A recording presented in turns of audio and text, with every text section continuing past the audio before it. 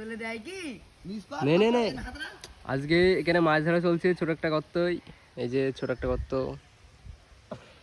কি মাছ পাওয়া যাচ্ছে নাকি ও বেশি বেশি আছে আছে আছে ছোট না বড় বড় বড় বড় সাইজ কাতলা কাতলা হবে হয়তো বড় বড় বড় দর্শক অনেক দর্শক ও বেশি বেশি ধরেছি ধরেছি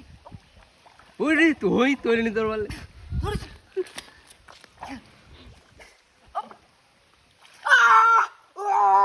ওই কি মোটা মাছ ও এই ধর নালে ধরেছি ধরেছি